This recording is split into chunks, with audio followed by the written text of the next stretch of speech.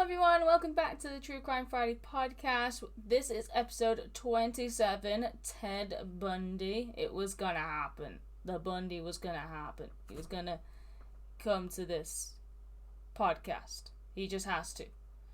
But obviously, as per usual, I need to give you a very quick disclaimer before we get into this episode and all the nitty-gritty horrible things. This episode will contain mentions of sexual assault, rape, murder, violence that a lot of people may find upsetting and or disturbing. Also, there will be mentions of necrophilia and attempted cannibalism. And also break-ins. So if that is the case and you are uncomfortable with this whole topic, then this may not be the episode for you, but we do have some tamer episodes that you guys might want to check out as well. So feel free to go do that, and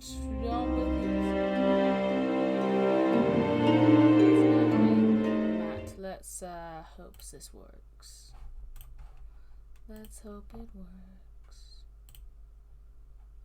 Bloody hell, let's have a look. We never do anything organised, guys.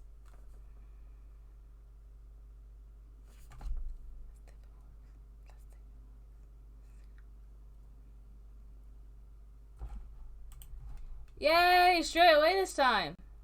Hello? Hello? Is everything fine? Can you hear me? Is everything okay? Oh, you're frozen a little bit. What do you mean I'm frozen? Oh, no, you're not. No, you're not now. You're fine now. Hopefully it's not lagging too bad or anything. No, you seem to be good oh no, yeah, we're perfectly fine this time. Okay, I think so. I hope it syncs up okay. Yeah, it seems to be fine. We seem to be good this week. Yeah, because unless I do this, and then I can lower the quality a bit, and then I get like 60 FPS. Or I can up the quality and get 30. Yeah, we'll do that. There we go. There we go. That'll do. I'll just have the quality upped. Alright, so let's go. How's my chem? Don't try much as good.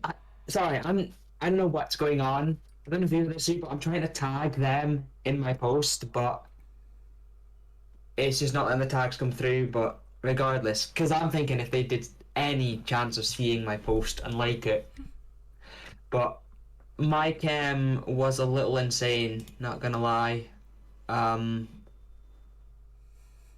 Just don't really know what to say. I was just starstruck, to be fair. Like, if people know, like gigs and the type of people that you see going to the gigs, it was so nuts. Just emos everywhere. Yeah, it was quite ridiculous actually, because the Oval Hydro had a post up because they had to put a post up about the gig because it was the most sold out gig that they'd had. There's so many folk there, it's broken a record for the Hydro in Glasgow. Nice. And like, just going there and seeing so many like fellow emos at the gig, and just the array of folk just made me so happy inside. It was just like, you know what I mean? And just everyone there, because like, where I come from in Aberdeen, you don't really see much people that are out and about just naturally dressing how they look, sort of thing. You might get that in Manchester. Yeah, you get it a bit more here. But in like terms of Glasgow, people are so open and free with doing that, and the fact that they all conglomerated together and people had gone so far. We took the bus in, and when folk were coming on it stops, we were like, going to my chem. You always know it's great. That's why you just know. Yeah. Like, when I go to Slam Dunk Festival, if I'm trying to find my way to a shuttle bus area to get to the actual field, it's literally walking through Leeds and you're just going, follow the emos. I genuinely did that last year. I didn't even need maps on my phone. I just genuinely just went, follow the emos, and I got there, like, easy. It's great. I mean, I know how to get to the Hydro, so I don't need to, like, have to follow any other emos, but it was just so good seeing everyone as well in the array of different My Chemical Romance merch. Oh, God, yeah. That, like, existed, because there was just so much different merch from all different eras, because maybe folk had like seen My Chemical Romance previously, and they still their old merch, and it was just so good because the age range as well, from like super young folk to people who were there that were quite old, parents that had gone with their kids and that really enjoyed it as well. So I thought it was a great time. Setlist was flawless. Wait, hang on. It changed every single show. They changed it every time. Do you know what your set list was? I can remember like what songs. You can go on Setlist FM, which is the site, right? There's a site called Setlist FM. I know we're deviating from what we're actually meant to talk about, but My Chemical Romance, guys, is like a big deal. Yeah, this was a big deal for us because I went on Friday, and obviously you went last night. Yes, because it was the last night of the UK part of the tour. Let's have a look. Victoria Park in Warrington. Yeah, okay, yeah, so that it's So go through your set list and we'll see. Okay, so obviously Foundations of Decay. I think that got played first for literally every single show. Okay. Yeah, it did, yes. We had Na Na Na. Na Na Na second. Okay, we had Helena second. Then it was Give 'Em Hell Kid. Yeah, Give 'Em Hell Kid for third. Then Tomorrow's Money. Make Room for number 4. We got Thank You for the Venom. 5 was Summertime for us. The Only Hope for Me Is You. Yeah, that was the same for number 6. Boy Division. Boy Division for 7, yeah. House of Wolves. 8 for us was You Know What They Do to Guys Like Us in Prison. Welcome to the Black Parade. 9 was Na Na Na Na, dedicated to Grant Morrison. Teenagers. 10 was Famous Last Words. The Ghost of You. No! 11 Did you not get we Ghost didn't get of You? Ghost of You, no. Oh, it's so good. We got Some End of the Night for 11. Destroyer. We got Teenagers for 12. Summertime. 13 was Save Yourself or Hold Them Back. Vampire Money. 14 was Destroyer. Helena. 15 was Our Lady of Sorrows. Mama. 16 was Vampire Money. There we got Scarecrow. 17 was Thank You for the Venom for us. Famous Last Words. 18 for us was Mama, but the song was actually paused after the first chorus because a fan actually got injured, and I loved how Gerard Way, he did this quite a few times, went, right guys, everyone take a breath, and everyone just shimmy back. And they had to stop Mama because someone had hurt themselves, but they made the way through and someone got through. Then we had 19. Cancer. Oh, for us it was Welcome to the Black Parade for 19. Then we got their encores. So you got 2 encores. Did you? 20 for us was Sleep. So 20. And then the encore. So 20 for us was Masters of Ravencroft. So 20 is our last one, and then we have the encore. Then we got I'm Not Okay. I'm Not Okay was the encore for us. Yeah. Yes. Apparently in Soundcheck, the ones that were played, The Only Hope for Me Is You, Blood Rock Parade, Make Room. The Kids from Yesterday was cut from the set list for us. Yeah, it was great. Ours was in a field, and they also had Neighborhood Weekender on the Saturday for us. They had like all the food stalls, all the bars, everything like a festival was all set up, and we could use all of it, like even the rides and everything. So it felt like we were going. Yeah, it felt like we were going into a festival. So it felt really, really weird. And the queue was manic. We got there before doors opened, and I think we had to, because it was in a park. So where the entrance was, there was a VIP entrance, and then there's the actual entrance. And you always got to a bit where you're like, oh, the queue's ending now. No, you walked all the way around, all the way down the canal. I think we had to walk like at least a mile or something, like further. And the queue, but good thing to say about the team that were working that day, they were really fucking quick in getting everyone in. So everyone got in there very quickly. We weren't in that queue for long, probably like 10-15 minutes. They were really quick. So probably for us, because there was seating, because we were seated for the gig, because we were obviously in the Oval, and we were actually, if you see the post I put up, quite far back. But the thing was sold out, so any ticket you got, I didn't care, just to see them. I still got to see them there on the stage, not as close to people in the pit, that sort of thing, or wherever, because there was a pit. I was in a few of the pits, and so I wore Converse to the gig like a fucking idiot, and very stupid decision because Alistair wanted to go watch Frank Turner, so we went to go watch Frank Turner. And we were fairly close for Frank Turner, and Ali was like, I'm going to go to the bar, I'm going to go to the toilet. And I was like, okay, I'm just going to stay here because I've got a pretty good spot, and I want to stay here for my chem, so I'm going to stay here. Yeah. So Alistair went, and I've been on my own at gigs before, so I don't really care. And I was just hanging out with these other girls, whatever, and obviously it all started, and I was, like, slowly working my way forward. And I'm really good at getting to the front for gigs, like, exceptionally good. And every single time I saw the pit, just dived, like, I just dove, like, straight into it, jumped around like a lunatic in it, and then my shoe came off. My left shoe came off in a mosh pit, which is horrible because everyone was obviously stamping all over my shoe. I'm trying to find my fucking shoe. At the same time as pulling someone up, I found my shoe because it had, like, pink, like, undersole, so I found my shoe. Yeah. Grabbed my shoe and was hopping in the pit trying to put my shoe back on. Oh god, so that's horrible. Didn't have a shoe for like 5 minutes, so my foot is very bruised. But it's fine. I'm good. And my nail broke as well, obviously, because it's a mosh pit. But I was pretty much at the barrier for my chem, which was fucking sick. Lots of people that went there that I didn't really know were going, but from where we were sitting, it was good. The folk next to us were very nice folk. Because one of them spoke to us about, what, because I think we mentioned where we came from, and we said, from Aberdeen, we've travelled quite far, and then they said, oh, well, I'm from Edinburgh, and then the girl was with had flown from Canada here, so I was like, whoa, but it was such a great gig, couldn't flaw anything of it. I mean, Starcrawler was our support act, and they were amazing. I loved Starcrawler. Right, so we had Starcrawler, and we had the Crawlers and Frank Turner. We didn't, a lot of people, no offense to Starcrawler, but we weren't the biggest fan of the set. I loved them. I hadn't known them before, but I thought they were great, because obviously, Crawlers thought they were great. Frank Turner nailed it, loved it. Starcrawlers weren't the biggest fan. I lost my phone for a bit, that was great. I left my phone in a portaloo like a tit. And ran around like a lunatic trying to find it, and this lovely security guard happily let me use his phone to ring mine, and I got my phone back within like 5-10 minutes, which was fucking great. So I bought him a drink. Hope he enjoyed it.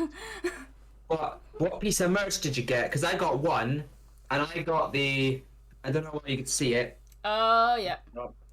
I got the tour top, which is basically the 3 Cheers for Sweet Revenge redone artwork, and then obviously on the back, the stone.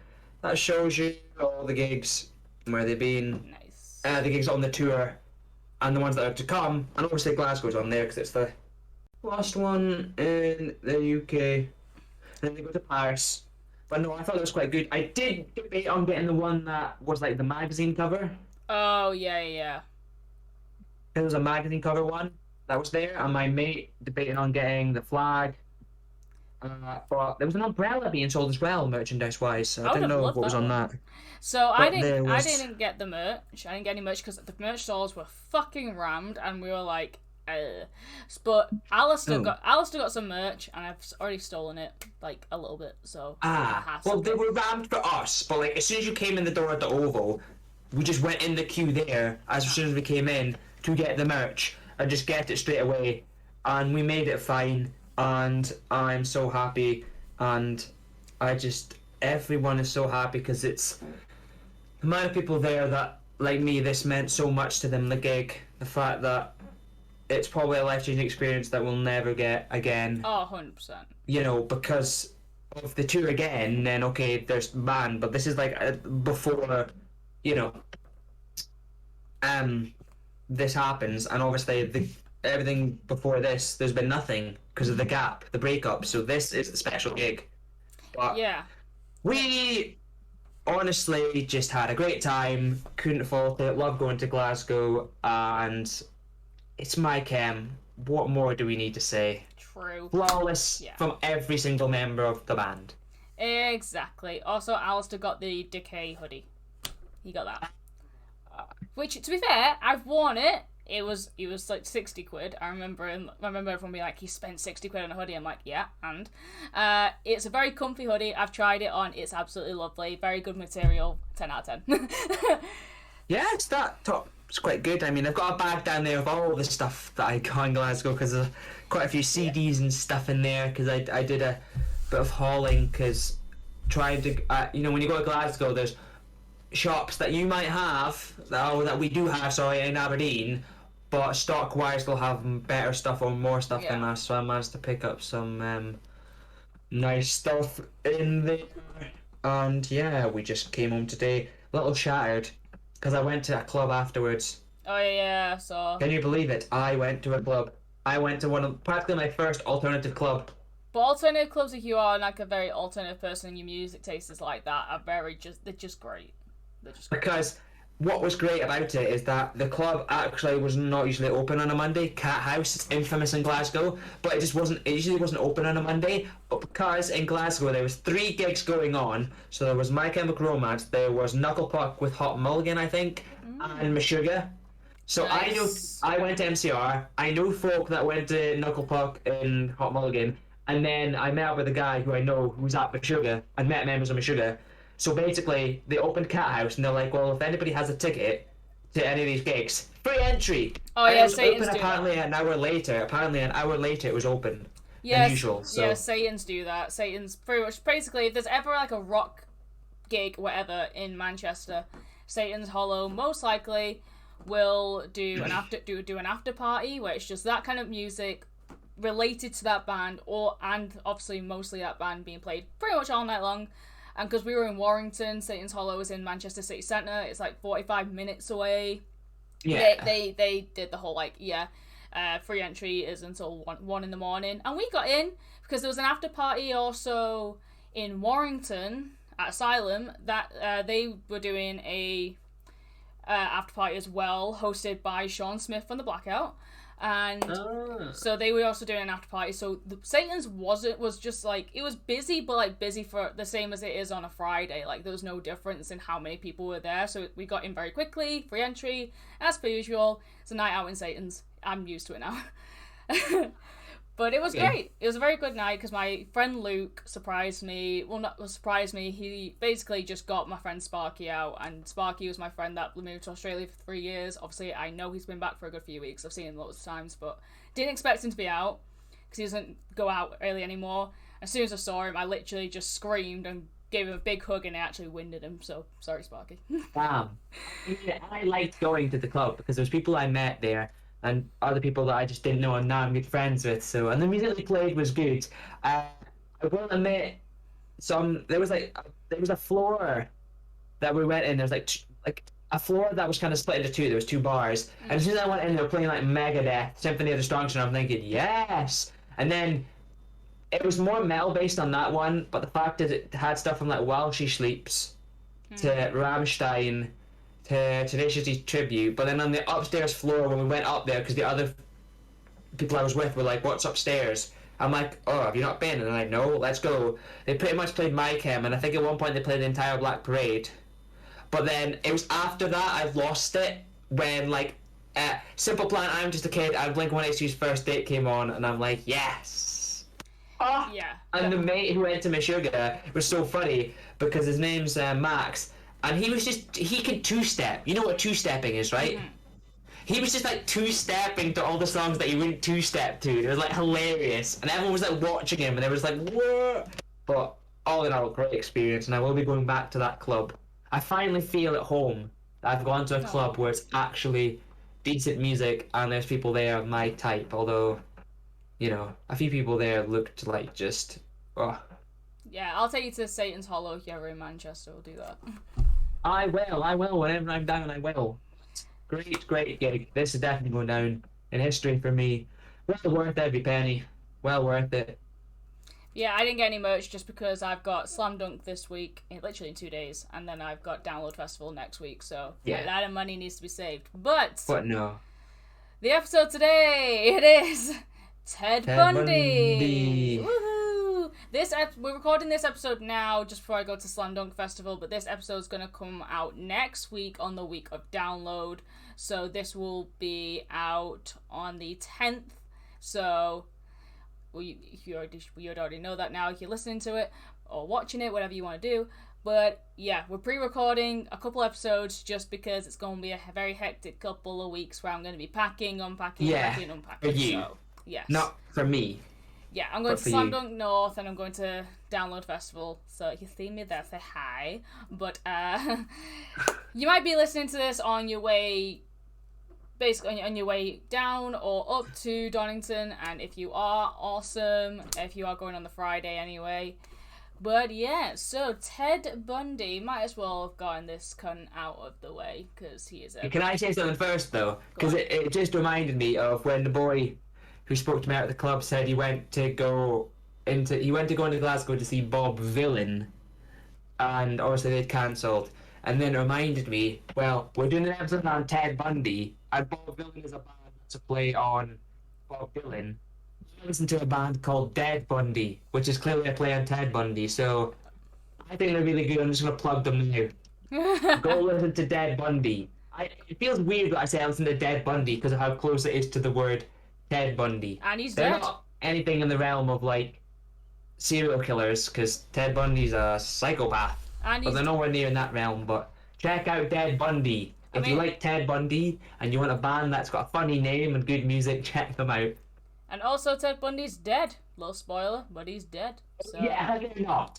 Well, I just think it's funny because they decided to name themselves, I guess, after him in a way that they put the play on words. But check them out. It's pop punk, if you couldn't tell. But I thought I plugged it in there because every time I said a bad name, I always want to say Ted, but I'm like, no, it's Dead, and he is dead. So yeah, it works. We spoiled it, but oh well. You probably already knew that. Everyone already knew he was dead. Yeah, I'm pretty sure everyone knows he's dead. So we're gonna go into his early life, his fucking horrific killing spree. Well, not even a spree, but his murders, the investigation and all that kind of stuff, and then obviously when he's eventually captured and whacked. So yeah. So his name is Theodore. He was born Theodore Robert Cowell. So he wasn't a Bundy, he was a Cowell when he was born. And he is the most known serial killer on the planet, along with Jeffrey Dahmer, Richard Ramirez, all that kind of stuff. Everyone knows who Bundy is thanks to the many movies that have recently come out about him in the last few years, I'm going to definitely say. And so he was born Theodore Robert Cowell, and he was born on the 24th of November 1946 at the Elizabeth Lund Home for Unwed Mothers in Burlington, Vermont, to Eleanor Louise Cowell. So, which the whole the Home for Unwed Mothers just sounds majorly depressing, obviously. And the identity of his dad is pretty much unknown. His birth certificate, his mum wrote the name Lloyd Marshall, but then she would later say that his dad was a war vet named Jack Worthington. But from what everyone can tell by researching this, Jack Worthington never even existed. So no one actually knows who his dad is. But there is a horrible rumour that his actual biological father is his grandfather. There's that rumour. Wait, what? Yeah, there's a rumour that his granddad is also his dad. How does that work? His dad does horrible things to his daughter, gets her pregnant. Ted Bundy. Yeah, okay. I thought that was the way it might have gone, but I mean... It's a rumour. Are they doing DNA testing? Surely. I mean, they're both dead, so... But I feel it was just a rumour at the time. So his grandfather was called Samuel Cowell, and this was never confirmed, but whenever someone would question the Cowells about Ted's paternity, Samuel would just snap and go into a big rage and not really answer the questions. So it's a bit weird and a bit freaky, like it's a possibility. Yeah. So obviously Eleanor had to, she gave birth unmarried, and to avoid social stigma, Ted's grandparents, Samuel and Eleanor Cowell, told everyone that Ted was their son and that his actual mum was his sister, which was quite common at the time. And so Ted pretty much had his entire childhood just believing that his mum was his older sister. and he never questioned it. No one ever did, because obviously she was really young when she had him. Now, a few weird things happened when Ted was younger, and one night, his auntie, his mum's sister, woke up to find Ted, who was only really a toddler at the time, laughing after he placed a couple knives around her while she slept. A little bit weird. For the first few years of his life, Bundy and his mother, his real mother, aka who he thought was his sister, moved to Philadelphia. She wanted to get away from the family home. There was a lot of violence going on. Samuel was a very violent man. He used to abuse like the local cats and stuff like that. He used to beat them, and so he was a very violent person. So when she moved out, she took Ted with her. Ted at this point is still oblivious to the fact that his mum is his mum, because he's not clocked it yet. Idiot. It's kind of obvious, Ted.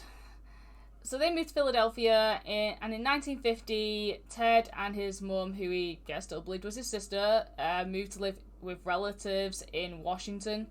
And this is when Louise changed Ted's surname from Cowell to Nelson for a brief period of time. In 1951, 1 year into their move, Louise met a man named John Culpeper Bundy, an adults singles night held at the local church. In May of that year, they got married, and soon after, John actually adopted Ted legally, and Ted's name was changed for the final time to Bundy. But John was a nice guy. He was a very lovely guy. He took Ted in and treated him like he was his own, and wanted to have this father-son relationship with Ted, but Ted couldn't really give a shit. Ted saw his stepdad as a guy that was basically not worthy of his kind of respect because he wasn't rich and successful. So Ted's a cunt, even as a child. They had a few more kids, John and Louise. Ted didn't really like his siblings, like, at all. Didn't really like his stepdad, didn't really like anyone, really. He wanted to basically carry on living with his grandparents and be a Cowell. He didn't want to be a Bundy. He hated the idea of being a Bundy because it wasn't successful. Neither were the Cowells, but he said he just preferred it there. Now, he was a good kid when he was growing up. Shockingly, he was a good kid. Always well behaved and a really good student. He attended Woodrow Wilson High School. He was active in the local church service, and he was involved in a local troop of Boy Scouts. He was very shy though, and introverted throughout his high school and early college years. But I just class that as kind of just normal. I'd say it's kind of normal for a teenager. And he would later say that he hit a wall in high school and he was unable to understand social behavior. And he never understood why people had friends or were friends. He said, I didn't know what made things tick. I didn't know what made people want to be friends. I didn't know what made people attractive to one another. I didn't know what underlay social interactions. Ted's trying to be edgy. For the sake of being edgy in my head. Yeah, it's... Okay. It's like, okay, Ted, go on. How do you not understand why people become friends? Because he's a fucking I feel like creature. it's kind of just common knowledge why people become friends with folk, because, you like them. They're nice, friendly, you get along, you like the same things. There's many reasons, but it's pretty obvious, I don't know why someone would not understand that. I mean, yeah. So, before he was even out of high school, he was a compulsive thief, he was a shoplifter, and just doing little petty crimes here or there. Now, he used to steal various bits of, different equipment to support, just to basically have his hobbies go away. So, he was obsessed with skiing, basically, and he stole skis and equipment and stuff like that, and forged ski lifts. Basically, very petty shit that doesn't really even matter, but, they've always got to add the extra bits in. He was arrested twice as a kid, but the records were later expunged because they're literally just shoplifting charges. Nothing that would let you tell nothing that would make you go, this dude's gonna do this horrific shit one time at some point in his life. This is shoplifting charges. It's not anywhere near as bad as the previous episodes that we've done. Yeah. Like, those ones don't expunge. Shoplifting, we can let you off. Unless it's like, I don't know, there's some violence merged in there, but there's none for this one. Yeah. So in 1965, he graduated from Woodrow Wilson High. He awarded a scholarship by the University of Puget Sound. He began there in the autumn. He started taking courses in psychology and Oriental studies, which no one knows why he decided to do that. But fair. After 2 semesters at UPS, he decided to transfer to Seattle's University of Washington. While at university, he worked as like a grocery bagger, shell stocker, all this kind of normal stuff. So he's very normal at this point. There's nothing weird going on with him. Yeah. Like, he's fine. So, as part of his course of studies in psychology, he would later work as a night shift volunteer at Seattle's suicide hotline. So basically, they're Samaritans. Which is very weird to think that Ted Bundy was basically trying to stop people from killing themselves. Yeah, I mean, at that point, he's not done anything, but he's doing basically helping people from not killing themselves, which is something he would then later do, is kill people. So the irony is quite big on that. A little bit. So when he was there, he met and worked alongside future crime writer Ann Rule, who would later on in life write a biography about Ted Bundy and his crimes called The Stranger Beside Me, which go and read it, like 100% recommended. He began a relationship with a fellow university student named Stephanie Brooks, who he met while enrolled at the university in 1967. Following her 1968 graduation and return to her family home in California, she ended the relationship because she was fed up with what she described as Bundy's immaturity and lack of ambition. So she was quite wealthy, she was very successful, and she already had like her life kind of planned out on where she wanted to go, which is fine. Ted couldn't give a shit at this point, so she was like, I'm trying to push my future, and if I carry on being with you, you're kind of going to probably pull me back, and I don't want to do that. So she ended the relationship, and around this time, Ted decided to change a bit because he decided to look into his place of birth a bit more. So he went to Burlington, Vermont himself to find his records, to find out that the woman that he called his sister his entire life, you know, the woman that took him away from the family home and raised him later on in life, was actually his mother. No shit, Ted. And apparently, the idea of not knowing who his dad is really pissed him off. And this is when everything started to change. The second he found out that that he was illegitimate. And this would be a thing that he would really fixate on for, like, the rest of his life. Like, there's moments apparently in prison later on where if someone was complaining about anything in prison, he would just look at them and go, well, you're not the one who's illegitimate. It's like, fucking hell. Using that, well, not like bragging rights, but using that in a way of like, you have it better than me because you had something I didn't, or you were this that I wasn't. Ugh. Yeah. So after this, he became a more focused, dominant person. He was ashamed of his mother, and he'd always been ashamed of the lack of success that his stepfather had.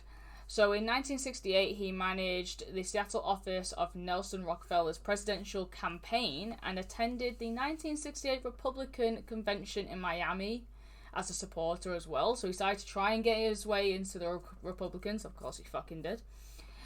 He re-enrolled at the university, this time with a major in psychology. He became an honors student and was well liked by his professors, so he really started to try and turn his life around. And if he could have done something good with his life, like in 1969, he started dating a woman called Elizabeth Klopfer, who was a divorce secretary and who had a daughter. They had a relationship for like 6 years, and this was literally like a very long, loving relationship. And he was very, very well connected with her daughter. There's even a documentary on Amazon Prime which features her and her daughter talking about it many, many years later. So if you want to watch that, highly recommend. It's great to see it from her point of view. So when he graduated in 1972 with a degree in psychology, he went to go work for the state Republican Party and had close relationship with the governors, everything. In the fall of 1973, he enrolled in law school at the University of Utah, but he did pretty shit and basically fucked up. He started skipping classes and he dropped out in 1974. Like, sucks. Don't skip classes. No. Don't. If any youngsters listening, don't skip classes. You may think, oh no, classes are boring, and you're like, oh, always head in your hands, just like bored sort of thing. Don't skip, because it makes it worse. Even if you're bored at your mind, you know, you're there to learn, but even if you're like bored, just stay there. Don't skip, because then it gets worse for you. Not that I know, but for people who were skipping classes, it didn't end well. No. So he then went on a business trip to California in the summer of 1973. He came back in a relationship. He's already in a relationship with Elizabeth, but he ends up cheating on her with his ex-girlfriend, the one Stephanie, the one who dumped him. Because he basically found her in California, went up to her being like, look how much I've changed. I'm a new guy now. I'm so ambitious. I've got this amazing job. I've got this degree, all this kind of stuff. I'm working towards this, working towards that. And she was like, you've changed. Like, really happy that he's changed, all this kind of stuff, and he's doing better in life. And she went back to him. And they got really serious really quickly. And it got to the point where, like, they ended up talking about getting married. And he's still with Elizabeth at this time. But, oh, wow. Oh, dear. Yeah. However, 2 weeks after he proposed, literally shortly after New Year's in 1974, he randomly dumped her, refused to return any of her phone calls. And just a few weeks later after that, he went on a mass murder spree. That's one way to do it. Yeah, I mean, I really do feel sad for folk like that, where someone in any relationship, one of them is doing the dirty deed of cheating and not saying anything, and then you just get left to the wayside of like, yeah, I cheated on you, boop, here you go, and then the person just left in like a gutter of just like, why have I been the one that's had to fall victim to such scumminess? Yeah. So no one really knows why he started this killing spree. Some even suspect his first murder could have been at the age of 14, but that's not really confirmed. This is only speculated because an 8-year-old girl named Anne Marie Burr was a music student of his uncle, and she went missing and was later found dead. And basically, just because she had a slight connection to Bundy, people suspected that he killed her, but I don't think he did. Because at this point he's like 14, and at this point there's literally no signs, and it's not his MO. So in 1973, one of his Republican Party friends saw a pair of handcuffs in the back of Bundy's Volkswagen Beetle. For so many years he was a suspect in the December 1973 murder of Kathy Devine in Washington State, but that's not been confirmed at all. His earliest known identified murders were committed in 1974 when he was just 27 years old. So this all starts on just after midnight on the 4th of January 1974. Bundy enters the bedroom of 17-year-old Joni Lenz, who was a dancer and a student at the university. He bludgeoned her with a metal rod from her bed frame while she slept, and sexually assaulted her with a piece of wood and a hairspray can. She was found the next morning by her roommates in a coma and lying in a pool of her own blood. Now, she survived the attack, but she did suffer permanent brain damage. Oh, so what, she can't... She can talk, she can do normal things, but she's a lot slower, so she does have brain damage. That documentary I was talking about is on Amazon Prime, featuring Elizabeth and her daughter talking about their point of view of everything. It does also include interviews with some of the victims who survived, and Joni is one of them. And when she speaks straight away, can you tell that? Yeah. Oh, that's a shame. It was the first interview as well that she's ever done. She's never spoken about it before, so, but you can tell. Oh, it is a shame though. You can tell it's still affecting her. Like, not even just that she's got brain damage, but the whole, like, just knowing that's still affecting to this day, which is horrific. And that's like, it's all in the 70s, and we're in 2022 now. So that would never leave you if you've got permanent brain damage from such a horrific event. And the person who did it is one of the most known serial killers on the planet. Like, no one's ever going to shut up about him. Mm-hmm. Hence this. Yes.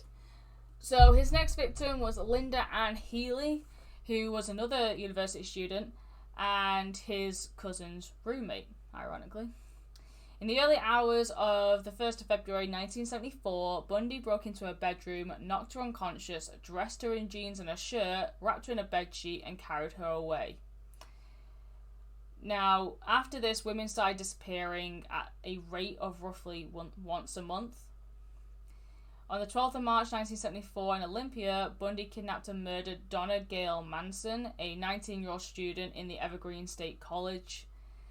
After that, on the 17th of April 1974, Susan Rancourt disappeared from the campus of Central Washington State College. Later, 2 different students recount meeting a man with his arm in a cast one night.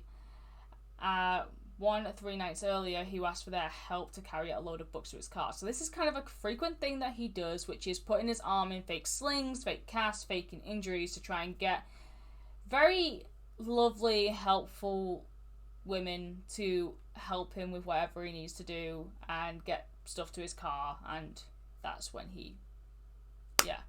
so he's using disabilities to take advantage. That's scummy, because anyone who has those type of disabilities where they are permanently in a cast or some sort, or in a wheelchair or something and can't move, and then someone uses that as a means to get an advantage of something is wrong. If you don't have that disability, don't pretend you do, because then, essentially it looks like you're mocking the people who have those disabilities. Well, yeah, exactly. So his next victim is Roberta Parks. She's 20 years old at this point. So on the 6th of May 1974, 20-year-old California native Roberta Kathleen Parks, better known as Kathy Parks to her friends, was abducted from the Oregon State University campus, approximately 20 miles from Seattle. So he liked to branch out a bit more to make sure nothing got linked too much. Yeah. So, he did this to basically throw off investigators if they ever came looking. A friend of hers named Cheryl Smith spotted Parks leaving her room at 11 p.m. that night. The timeline is pretty much supported by a woman named Lorraine Fargo, who stopped to talk to her not far away from the dining hall not too long after she was first seen. That night she appeared very sad and distracted because she had basically at that time received a phone call telling her that her father had suffered a heart attack, so she was very distraught about this. Bundy mentioned when confessing to the murder that she had been depressed and lonely when he approached her in the cafeteria, and he was actually intending to go after someone else that night. Ooh. But then he saw her vulnerable and saw the opportunity, basically. Fargo recalled that a man followed Parks around the campus library and attempted to strike up a conversation. Apparently, Fargo was Bundy's original victim. So Bundy soon abducted Parks and drove her to a remote location and told her to strip down before he raped her. He then drove her to Taylor Mountain, far away from her home, like he did with his previous victims. Bundy kept Parks alive for longer than most in a way to basically torture her mentally, thinking that she could live, which obviously was not going to happen. Ooh. Bundy beat Parks with a crowbar, mainly focusing on her skull, destroying it beyond recognition. Her skull would later be found on Taylor Mountain when the police searched for Susan Rancourt. But Taylor Mountain would eventually be known at some point in the future as Bundy's graveyard. Oh, it's not a good stigma for any sort of like natural landscape for a mountain, and then to have like an alternative name where it's like, I suppose I call it, Imagine that though, like people are out and about going up that mountain around the area, and it's like, well, we're now at Bundy's graveyard. That's a horrible thing to have to say to a piece of area. But obviously, like with the lake, remember? Yeah.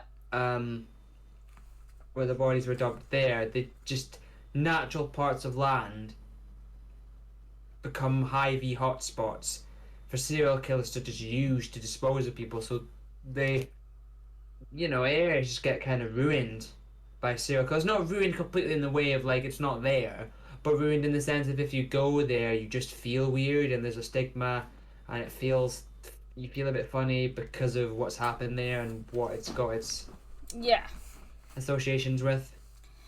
Yeah, 100%. Like, there's areas of Manchester that I feel a bit iffy about just because I know about the Morse murders. Prime example. Yeah. It kind of ruins it. Yeah. So, his next victim was named Brenda Carol Ball. She was 22 years old. On the evening of the 1st of June 1974, 22-year-old Brenda Carol Ball decided to visit one of her hangouts, which was the Flame Tavern, which was very close to the airport in the area. She attended the Highline Community College until roughly 2 weeks earlier and partied harder than usual during this time, but she's a college student and she's 22 years old, pretty much standard. Yeah, partying hard. Standard shit. She stayed at the tavern until closing time, which was around 2 a.m. There are different witness reports and speculations on how Bundy approached her or abducted her, since he never really gave a clear answer, which is a very common thing that he does. Her friend who was at the bar with her, declined her request to take her home as he was going in the complete opposite direction, and he must feel like shit now, but like, you go in the opposite direction, it's not going to pop into your head that this is going to happen. So hopefully that person's not beating himself up too much about this. But she was then reported to have been talking to a brown-haired man with his arm in a sling.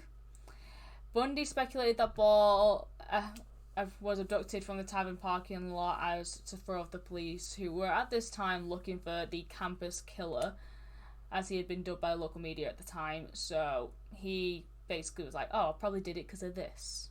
So he never really gave a clear answer on why he did it. Just kind of went, oh, I possibly did it because of this. Yeah.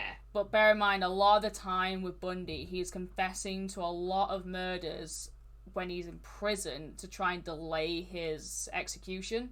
So take what he says with a grain of salt, basically. Is that because if he admitted to killing more people, they'd have to add a longer sentence, and there's a process we're going through retrialing him? It's more they have to investigate it to link into it, so it makes it delays the execution, so he gets longer to live, because he really did not want to die. Oh, wow. He really did quite a lot of them I've seen are just like, well, it's my time to go, I'm dying, I'll die. A lot of them don't give a shit. He really, really, really fucking don't want to die. So, I mean, nobody wants to die. Yeah, he was like... So Bundy said that he took Ball home with him to the Rogers roaming house, where he had more or less consensual sex with her. We don't know if he did or if he didn't, like, possibly could have, before being overcome by his so-called entity, and he strangled her while she was passed out. Her skull would also later be found at Taylor Mountain by students who were working on a project in 1975. One of the two temporal bones was missing. Investigators believe that Bundy must have struck Ball with a crowbar, rendering the killer's accounts of strangulation without further violence. However, the location of an alleged blow on the skull does not fit in, because Bundy usually would strike his victims over the head from behind. But he didn't ever beat anyone facing them other than a later victim. So his strategy was to just go for the back, because they're most unaware when you're behind them and you won't know. Yeah. So the day before this murder, Bundy had been with his girlfriend Elizabeth and her daughter Molly at her parents' house and having a normal day, and he was apparently very anxious and restless that day and was making so many excuses to get out of there. At this time, Elizabeth thought that he was just having an affair with another woman, but she didn't fully know. But it was at the back of her head that something odd was going on, because he wasn't home when a lot of the murders were taking place. So she was very suspicious of him, and she does at some point ring the police to basically be like, I think my boyfriend might be part of this. So she did try. Yeah. So around a week after Ball's murder, a young woman named Vicky imitates that she had a frightening abduction experience of her own close to the tavern. When coming out of Brubeck's topless bar in the early hours of the morning, she could not get her car to start, but a handsome man who happened to stumble across her in the parking lot offered to help her. This didn't really work because they went to the corner shop, and the man claimed sold jumper cables there, and she climbed into his car to see if he had any there, basically just to try and help her out. And on the freeway, he suddenly pulled a switchblade on her and forced her to strip naked. When Vicky mentioned she had a 5-year-old daughter at home alone at the time, the man's demeanor changed and immediately, and he kind of let it go. A year later, when Ted Bundy was on national television for the abduction of Carol Doranj, Vicky claims she recognized him as her abductor, but this has never been confirmed. I mean, what? Abducting folk, please. I hate it when I hear about folk abducting. Like, as if he's an alien, but the fact that, like, she's got to remember that she got abducted, but she's not sure who the guy that abducted her was. Pretty much. And then they also have to do that. Why is it when they abduct them, or just like they get them and then knock them out for a little bit, they just got to do the R word? Yeah. Like, you know, why? It seems to be a trend that they just want to knock them and then go, oh, now I'm gonna. And I'm like, what? You didn't have to go to the length of knocking someone severely injured before you actually then go in, because that's messed up. Yeah. So the next victim is Ann Hawkins. She was 18 years old, and she went missing on the 11th of June 1974. The University of Washington student disappeared from campus while walking to her boyfriend's house. Though Bundy confessed to knocking Hawkins unconscious and taking her away in his car before murdering her, she is still listed as a missing person to this day, because her body was pretty much never found, but he confessed 3 days before his execution. To delay it. Well, he tried to delay it. He didn't do a very good job. So he claimed to have abducted her in the alleyway leading to a sorority house. After convincing her to assist him with having a broken arm, he knocked her unconscious, placed her in his VW Bug. After she regained consciousness, he struck her again, and she was later strangled. Bundy said that he decapitated her and buried her head 25 to 50 yards from the location of the rest of her body, and buried it 10 yards from the roadside on a rocky hillside, which I don't know why, it's so unnecessary. He then stated that a leg bone and vertebrae found with 2 of the victims belonged to Ann. However, this has never been confirmed, and her case still remains open. His next victims are 2 in a day, and it is Denise Nashland, who was 18, and Janice Ott, who was 23. This happened on the 14th of July 1974, which is my brother's birthday. Not the year, but the day. Nice to know. Yeah, a little bit of fact. So, Denise disappeared from Lake Sammamish State Park. Bundy had approached Denise and Janice Ott at the state park, asking the 2 of them if they could help him get his kayak from the top of his car, since his arm was broken, and he couldn't do it. He then lured the 2 girls away from the crowd of people at the park, hit them over the head with a crowbar, and buried their bodies on a hillside not too far away. That day, Ted made the mistake of going to a busy area on a hot summer's day.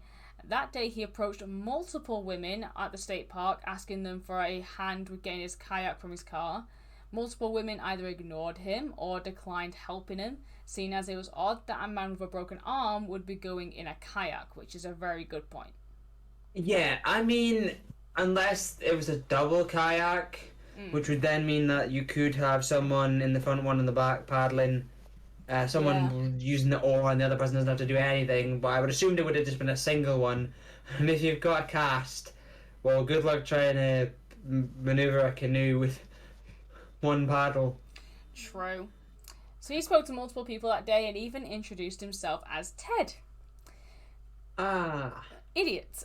There were multiple witnesses that day, and the police now finally had an e-fit and the name of the man they had been hunting and the make of the car that he drives. Tit.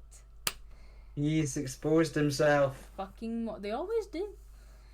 I mean, it's lucky though, because back then there's not as much ways they could have probably hidden that fact. But I guess now, at least back compared to now, is that now if something bad happens or someone's done for this, word of mouth spreads quick.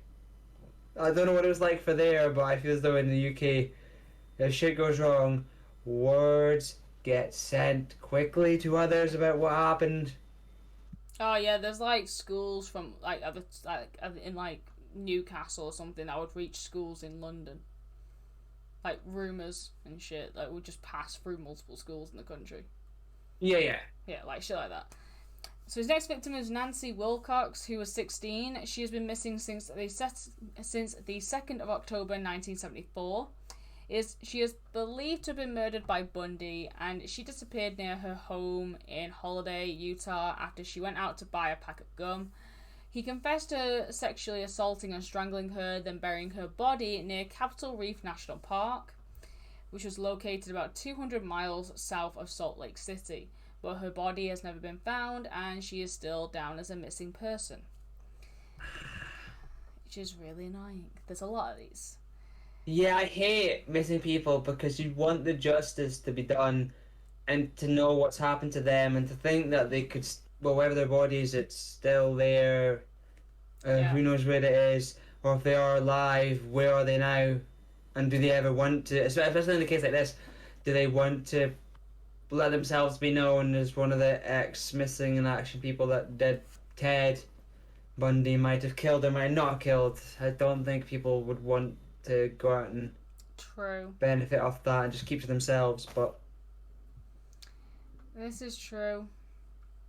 So the next victim is Melissa Smith, who was 17. Melissa was the daughter of a police chief and was a very cautious girl. So the town that she lived in was very small Mormon town, very quiet, and though her father... Mormon? It's very Mormon town. Well, it's Utah, so... They're a very Mormon state. Maybe the most Mormon state, I don't know, but there's a lot of Mormons there. Truth. So her father worried about his kids and taught them to be very much safety aware. Melissa had little to fear in the tiny community in her head because she was like, it's a very small, quiet town.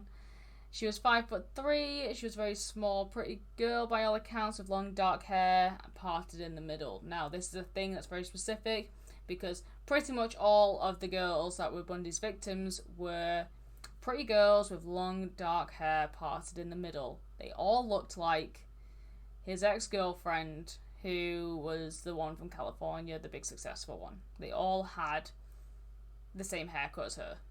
Yeah, so more or less he has a type then. A little bit. On the 18th of October, Melissa had plans to attend a slumber party. She ended up walking to the local pizza place to talk to a friend. After this, she left to pick up her overnight bag and go to the party, but she never made it home and she never made it to the party. She was later found battered and nude 9 days later, far from the small town that she grew up in. Her head had been severely beaten with a crowbar and her body had been battered before she died. She had been strangled, raped and sodomized, and Bundy confessed to her murder before his execution. His next victim was Laura Amy, who was 17 years old. Laura had dropped out of high school at this point and moved in with her friends. She had a very small job to pay rent. She was referred to as a drifter looking for something to grasp in life. She talked to her parents daily but wasn't missed until 4 days after Halloween. She had gone to a cafe on Halloween night and got very bored. She left around midnight and headed to a park. She was found a month later on the bank of a river in the Wasatch Mountains. Her face was beaten beyond recognition, and she was found nude. She had been strangled and apparently beaten with an iron crowbar. Like Melissa Smith, she had been sexually assaulted, and Bundy confessed to her murder just before his execution as well. I mean, and it's just me, but I'm picturing it with the crowbar though. It's so, you know how hard hitting crowbars are, that, or any type of bar. How, when people make the choice of using weapons or the choice of using like knives and stuff, but when it goes to the length of when these crowbars and stuff, that's when it's a bit like, whoa. Yeah, I get it. Please come, because they've got the spiky edges, don't they, a little bit? Yes. If I'm thinking of correct laid out crowbars, just using my TF2 knowledge, but I would just like, if I ever got whacked in the head by one, you're practically dead on the spot if they hit you hard enough. Pretty much. So this next one. She is a badass bitch, right? This one. She survived, if you can't tell by my reaction, but she is a badass bitch. Love this lady. Cowell Doranj. She was 18 years old and she survived the attack on the 8th of November 1974. This woman is pretty much the reason why the cunt gets caught. So, let's go. Cowell Did she survive? Oh. Let's find out. Cowell Doranj says that Bundy approached her in a mall, posing as a police officer. He told her that her car had been broken into and asked her to come with him down to the police station. Cowell followed him but was feeling really uneasy about the fact that he was out of uniform. She approached his VW Beetle and got into the passenger seat. Well, what was there left of it, because he altered them. Yeah. So Bundy removed outside the car to make it easier to put his victims there without other passers basically noticing. As they drove down the road, Bundy handcuffed Cowell and she fought back and attacked him after freeing her other hand from being trapped.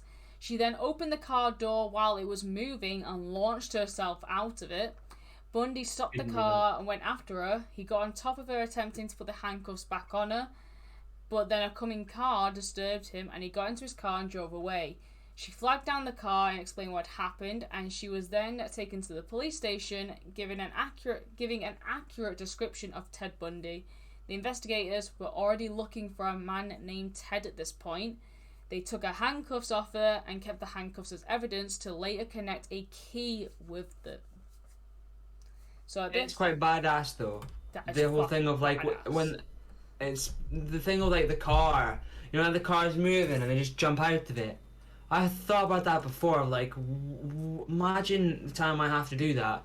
It's so nervy to just have the balls to go, right, the car's moving, I'm just gonna jump myself out. But if it's obviously it was for their best option. Yeah. So obviously she survived, and she will be mentioned again, obviously. So Deborah Kent, who was 17 years old, died on the 8th of November 1974.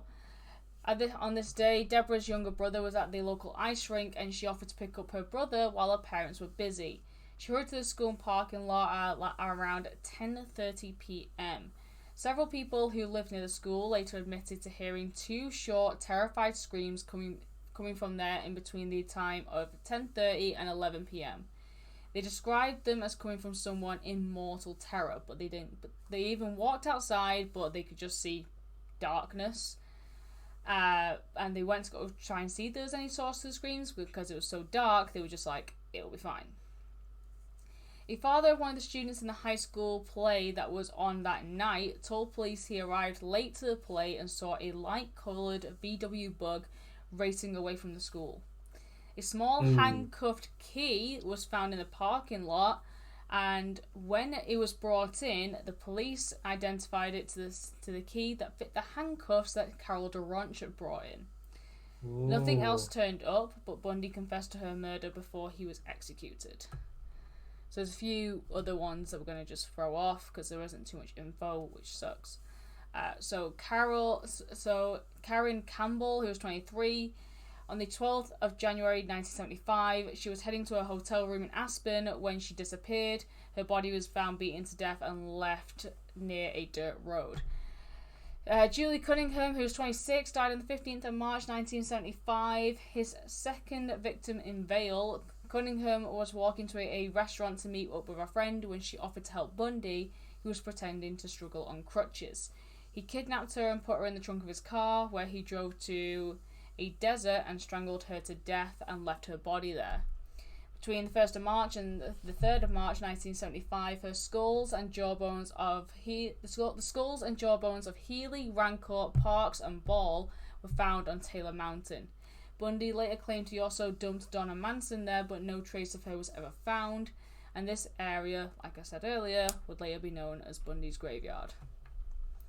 Denise Nashland, 24, been missing since the 6th of April 1975. She disappeared while riding her bike to her parents' home. Bundy confessed to killing her and dumping her body in the Colorado River, but never found. Always the bike. It's always someone will be riding a bike somewhere, and then they'll be the most vulnerable. Lynette Culver, 12 years old, went missing on the 6th of May 1975. She was abducted from her neighborhood in Idaho. Bundy killed her and threw her body in the Snake River. He confessed to her murder before he was executed. As late as 2018, she was listed as a missing person. The police department say she might not have been murdered by Bundy and that he might have only confessed to push back his execution date, which is possible. Suzanne Curtis, who was 15, went missing on the 27th of June 1975. She was abducted while walking back to her room during a Mormon youth conference in Birmingham Young University. Curtis was Bundy's last confession as he walked down the hallway to be executed. Her remains were not found, and she is still listed as a missing person. On the 16th of August 1975, an officer noticed a suspicious Volkswagen Beetle driving around his patrol area. After pulling the car over, he found handcuffs in the back of the car and arrested Bundy. He also found a crowbar and some rope. He originally arrested Bundy over suspicion of possibly going to commit some burglaries, because you're not going to immediately jump to the assumption that he's doing anything else, like, probably. Yeah, I mean, there's a crowbar. Yeah. So you can't... There's so much you can say that you're going to do when you have the crowbar. It's not like, oh, this crowbar, I'm going to use that to scratch my giraffe. It's like, no, dude, we know that's not what you're using it for. Or whoever. So, since he was now arrested, Carol Doranj, the one who survived, identified him out of a lineup.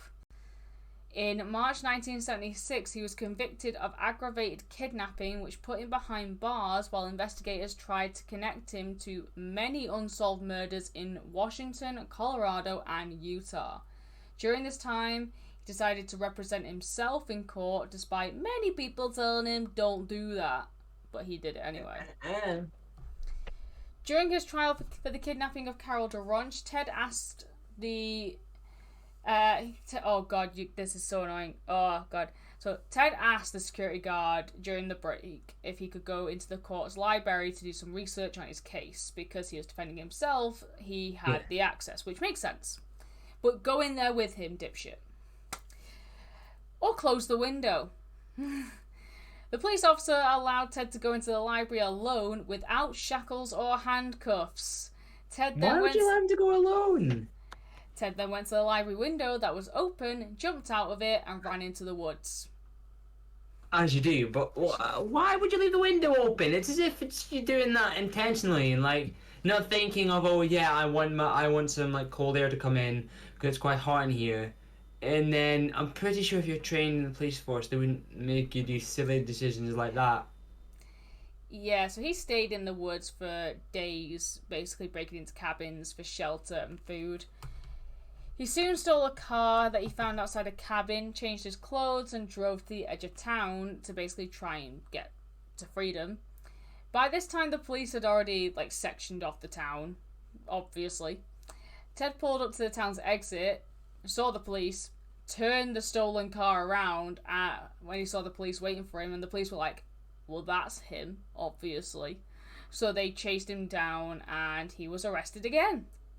And he was sentenced for the kidnapping of Carol Doranj. During Ted's time in prison, over the next 3 years, he was charged for multiple murders and was now known to the public as the serial killer that was responsible. His then girlfriend Elizabeth sat in court when the verdict was given out to Ted, and his other girlfriend, because he obviously had another girlfriend again, was there on the same day, and both women left Ted for good when the verdict was given out. Good on you. Good on leaving it. Yes, I mean, you can't really stay, otherwise you're going to have a horrible, horrible, horrible time. Yeah, so Elizabeth had been suspicious for years about Ted and his innocence, and even once reported him to the police, saying that she thinks her boyfriend could be responsible for all the murders, but obviously at the time as well, she thought it could be an affair. And you're probably going to go, affair. You're not going to immediately go, yeah, he's killing a bunch of people. Like, yeah, you're going to want the not as bad one. Mm-hmm. So during Ted's time in prison, towards the end of 1977, he began to starve himself to basically try and fit himself through a broken light fixture in his cell. The hole in the ceiling was small, so Ted would have to slim down in order to get through it. He grew just to get through a hole in the wall. Yeah. So he grew out his hair and his facial hair to change his appearance a bit, and eventually his hunger strike paid off. One night on New Year's Day, when there's less staff, that tends to be very common, which is the reason why there's a lot of suicides in prison on New Year's Day, is because there's less staff. Yeah. So one night on New Year's Day, Ted climbed through the hole into the air vent, broke into an empty office where he changed his clothes, and I'm not joking, he literally just walked out of the prison. I wondered that with places, like cartoons do it quite well. They'll meme someone having the outfit, they'll just fit in, and like, yeah, go in. And I've seen that a couple times in England, but I'm like, how often do they just, Yeah, like he literally just changed his clothes and walked out like he's in a cartoon. How often do they just not like, realize, hang on, I've not seen you, something's not right here? Because if it was that easy, anyone like myself would go into a place like Rex and pretend I would work around the back just so I could take a billion sausage rolls, you know what I mean? Or just go into somewhere that says no access just for the fun of it and be like, well, I'll pretend I'm playing at this gig, this really small gig, and I can go to the bit afterwards, or I can just promise that I did this, etc. Yeah, exactly, because you do literally fucking anything. So at this point, it had been 2.5 years since he had killed anyone, and he had this urge again. Ted stole a white van and made his way to Florida State University on the 15th of January 1978, and if anyone does know this case, then the mention of Florida State University is definitely going to let you know whereabouts we're up to with this case. Because he then broke into the Chi Omega sorority house and started this horrific attack. Yeah. He attacked Margaret Bowman, who was 21, and Lisa Levy, who was 20. Both women were attacked with a piece of firewood and were both strangled and sexually assaulted with a bedpost. He also bit into Margaret's nipple, ripping it off and biting into her butt cheek. The teeth marks on her body would be the evidence that sends him to the electric chair. With the butt cheeks, why do people want to go nom nom nom nom nom nom? I don't know. I wonder if he went for the right one as well. Yeah, what's this asphyxiation with eating bums? I don't understand. I don't know. I really don't know. So then he also attacked Kathy Kleiner, who was 20 years old, with firewood and left her with her jaw hanging off. Swinging jaw. Yeah. Karen... Her jaw's pure mad swinging. Oh, God. So Karen Chandler, who was 22, had a broken jaw, broken right arm, and 4 teeth knocked out. And Cheryl Thomas, who was 21, after leaving Chi Omega house, Bundy crawled through a window in her home and basically just beat her to death. And he just left her there. Actually, well, he beat her, left her for dead, but she survived. Bundy's final victim was 12-year-old Kimberly Leach. Kimberly was at school when she was abducted, and she basically left something in a different classroom. And with the teacher's permission, she was allowed to go back into that classroom with another student. Her and a friend went back to grab... So they went there, took what Kimberly needed. And when they were leaving, her friend went, "Oh, I've left something in there. I'm going to go back and get it." And Kimberly was like, "Right, I'm not going to wait for you. I'm going to go back." So she went back. And when she's walking across the outside part of the school, Bundy grabbed her, screaming at her, and pulled her into the white van. Her friend saw all this and reported what she saw from the window to her teacher, but the teacher just said, "It was probably just a relative. We're not going to look into it." And it's like, even if it is a relative, look into it, bitch. You stupid fuck. Look into cases, please. Why do people just decide to not look into cases? Because if you do, then you can get breakthroughs, please. Yes, like, bitch, like, even if it is a relative, look into it, you stupid fuck. Which if I had that look at that case and someone I knew, I'd definitely look at it. Exactly. So, witnesses driving down the road say they remember seeing a white van driving past them with a scruffy brown-haired man screaming at a crying girl in the vehicle. Kimberly's body was found 2 months later in a shed behind Swanee River State Park. Bundy was soon arrested again and stood trial for the sorority house murders and the murder of Kimberly Leach. On the 15th of February 1978, just like before, Bundy was arrested after a scuffle with a policeman when the white van he was driving was stopped for having stolen license plates. The trial took place on the 25th of June 1979 in Miami, Florida. That is the worst place you should want a trial to happen because they are known for the death penalty. Yeah, I knew Florida was one of those states that the death penalty was a big thing. Well, not like a big thing where like everybody worships the death penalty, but I know it's in more or less full swing. Yeah. So the trial took place there, and the charges related to the attack and the murders of the Florida State sorority students. The testimony of one of the survivors proved pretty much damning for Bundy, who mounted his own defense and the dental evidence linked him to the attacks, so that pretty much fucked him. The jury, done it to himself. The jury returned with a guilty verdict, and on the 30th of July 1979, the judge sentenced Bundy to death via the electric chair. Now, one thing that's very weird about this entire trial, people were allowed to sit in. That's not the weird part. He had fangirls who purposely dyed their hair dark and parted their hair in the middle to look more like his victims, hoping that he would go for them. Now, I'm just saying, but bitch, no.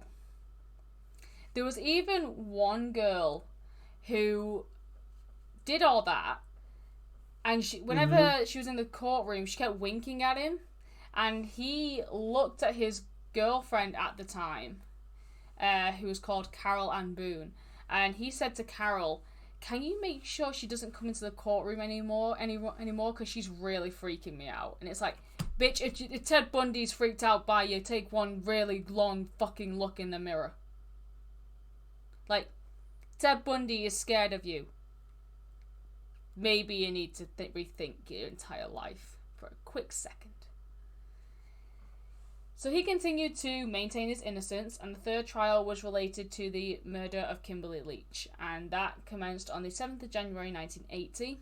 He decided against self-representation, and his defense counsel pleaded not guilty by reason of insanity.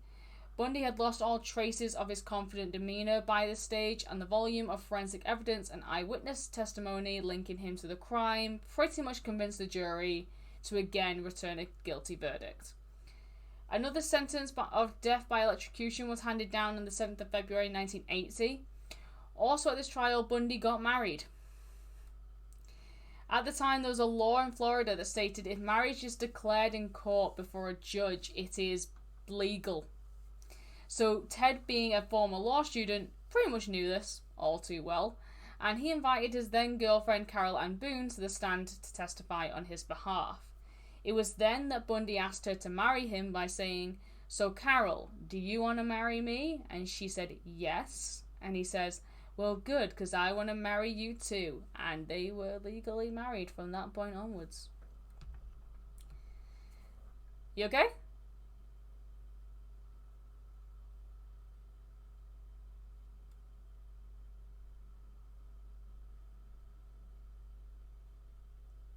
Matt, you okay?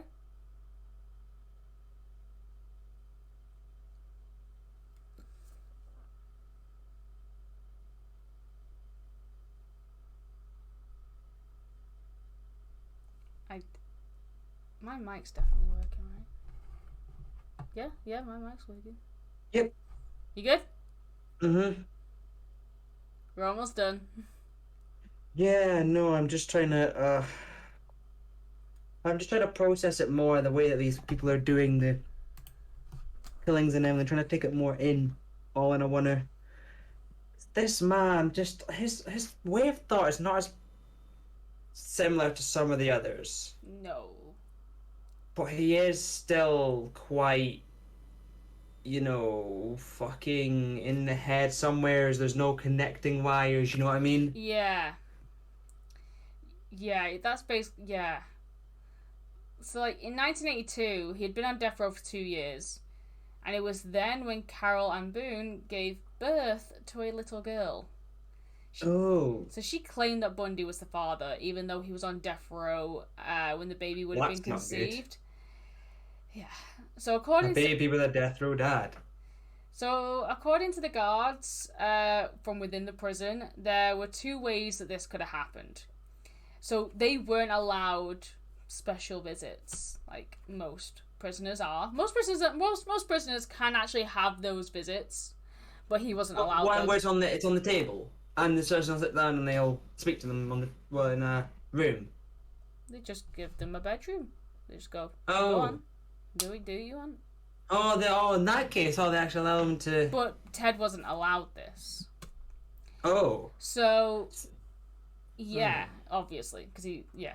So according to the first way this could have happened, this is fucking gross, but basically, one of the theories is that Carol Ann would have kissed Ted once during one of her visits and passed him a condom in her mouth, which he would fill up and then give it back to her, and she would get that inseminated.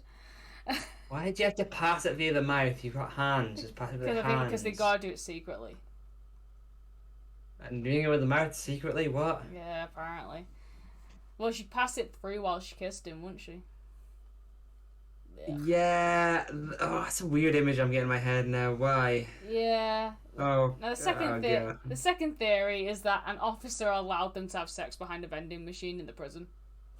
Oh, classy behind the vending machine. You know what I mean? Yes, but class, highest of class.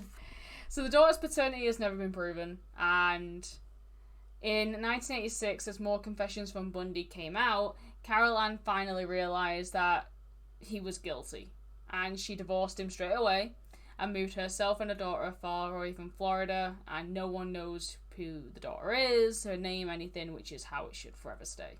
Yeah, anonymity, anonymousness, however you say it. Yeah. It's probably the best for that child. Yeah. So in 1984, guards at Florida State Prison discovered that Ted had actually sawed through the bars of his window in an attempt to escape. Later, they found mirrors in his cell, and he was relocated to a different cell in the prison, and he never actually could escape again. But he did constantly try, but he kept failing. How did he cut the bars? Do you know? He got like the mirror, and he was like sawing it. So he basically made a makeshift sort of like saw with the glass from the mirror. Yep. Ah. So from 1984 to 1989, Ted realised that he was never getting out of prison. So over the next few years until his execution, he began confessing to as many of the crimes that he could basically confess to anyone who would listen. Bundy basically talked at length to authors Stephen Mochand and Hugh Ainsworth, who did a lot of the interviews with Bundy for the Netflix documentary. Yeah. Bundy also talked to Special Agent William Hagmeyer of the FBI because at this time he was trying to get himself involved with another serial killer case. So at this time, the Green River Killer was active, and he basically said, I will tell you how a serial killer's mind works to help you try and catch this guy a lot quicker. And all he did was talk about himself instead of doing that. So he ended up being a massive waste of time. And actually, quick fact, The Green River Killer, Gary Ridgway, didn't get caught for a long fucking time. So he kind of delayed a lot of shit, and it got a lot worse, basically. Let me have a look, because I'm pretty sure... Because he kept delaying it all because he wanted to not die. Yeah, pretty much. So... I mean, how long do you think he was going to delay everything for? What, years and years? Yeah, that's what he was trying to do. So Gary Ridgway, this was all in the mid-1980s. Gary Ridgway, the Green River Killer, didn't get arrested until 2001, so he delayed it by a fucking long time. Jesus, that's quite long. Yeah, so, yeah, thanks, Bundy. So he spoke to religious groups and became their poster boy for a documentary called Natural Porn Killer, because Ted decided to blame all his crimes on the fact that he was apparently addicted to porn, which he wasn't. Oh, nice plain word to see what they did there. Yeah. So he blamed his crimes on old detective magazines from the 1950s, and a lot of the covers of these magazines had a woman in peril and a woman dying, shit like that.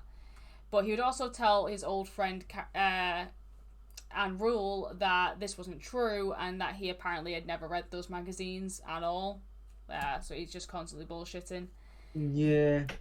Bundy also reached out to Robert Keppel, a detective, to confess to some of his crimes. Bundy took credit for just about every murder that he was a suspect for, along with confessing to others authorities had no idea about, so that's possibly true. On his last night, Bundy called his mother twice, and he was still confessing to murders at this point. So at 7:16 in the morning, on the 24th of January 1989, 10 years after being sentenced to death, Ted Bundy died at the age of 42 via the electric chair at the Florida State Prison in Rayford, Florida. Onlookers gathered outside the prison for his execution, chanting, "Burn, Bundy, burn." His body was cremated and his ashes scattered in an undisclosed location. And I have accidentally, this was a massive accident, don't know how, it was on Facebook, I don't know why it was on Facebook, but it was a picture of Bundy's body after he'd been electrocuted, and I was very much disturbed by it. I mean, where do you think they'd scatter the ashes, though? I don't really know. Probably maybe like where his grandparents raised him. Well, I mean, maybe where he was born, but maybe he doesn't like that too much. Maybe where his grandparents raised him. Probably, but I mean, you know, he probably would have written in a will or something saying, if I do die and I do have to end up becoming ghost of the heavens above, being, you know, incarnated, and then he might maybe do get a say of like, hey, could you burn my ashes here? Special place, or like. But yeah, that's Ted Bundy. There is a lot of documentaries out on Netflix, especially the Confession Tapes, which is a really good documentary. Highly recommend listening to it because you actually hear how evil the cunt is. There is the documentary on Amazon Prime, and there is also, and I'm going to say it was very good.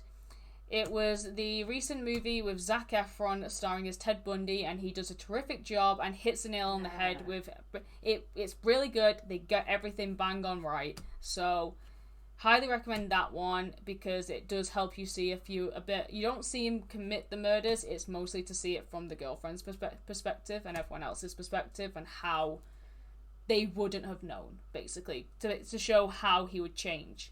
It's very good. Yeah. Very interesting. Read Ann Rule's book. It is great. She's got quite a few other books as well. And she might be listening to this because she does try and keep up with all podcasts and documentaries that are Bundy related. So if you are listening, hi Anne! Hello. Your book's great. Love you. I haven't read it, but I'm taking her word for it. Sorry. Nice. I hope you're having a good time. Hope you're having a good day, Anne. But yeah, that was... what will be episode 27, Ted Bundy. I don't know what the next episode's going to be yet because at this moment in time, as this episode is out, is the Friday Download Festival, so my brain is completely elsewhere. So yeah, yeah. So but yeah, I'm going to guess that you want to definitely go to sleep. Yeah, I am a bit knackered. A couple times I've been like, oh, trying to process Ted Bundy, and also just he's just a fucking man in himself, and just having to just re-listen and remind myself of like the stuff he's done. It's like, oh, why did you have to be a man existing in this world? You are sick fuck. It's like on the level of Jeffrey Dahmer, the stuff that goes on, and you're just like learning about it again makes you just, the hatred just is still there, and you're like, fuck, a man like this existed. No, if I could go back in time and just stop that person from ever Yeah. existing, I would. Ted Bundy for sure. He's just a sick man. Get rid of him. He should never have existed. And the one thing to also point out is a lot of people always say the same thing, that people trusted him straight away because they found him handsome, charismatic, and charming. And a lot of people tend to do the whole like, I don't find him attractive, I think he's ugly. It's like, yes, but you also know what he's done. And also, this is the 70s. He had the look of the guys in the 70s. Like, if people just found him attractive, like that was it. That, like, if they found him attractive, they find him attractive. Like, what? Just Jesus, man. They got taste. They got, well, not gonna taste it, but they got like a type. Clearly, they clearly found him attractive. Yeah, it's how much trust they put in. They put in like him. I feel it's like a bit nuts. I mean, how much trust you put into someone, and then they are this type of person. This is also the 70s. Bear in mind, pretty much every single woman at this point in time in the 70s is being raised by a lot of the same people that do the whole like, you need to be very nice to men. Times have definitely changed since the 70s. So. Yeah, but that's basically what the 70s was like. So, yeah, that was Ted Bundy. I hope you guys really enjoyed this episode, and if you want to listen to more episodes, then check out the rest of them. The episode before this is Mary Bell, so definitely go check that one out. We do have we do have a YouTube channel as well called it's the True Crime Friday podcast, where all these video episodes are getting uploaded. And yeah, go check out our Instagram for updates as well, because we upload there too.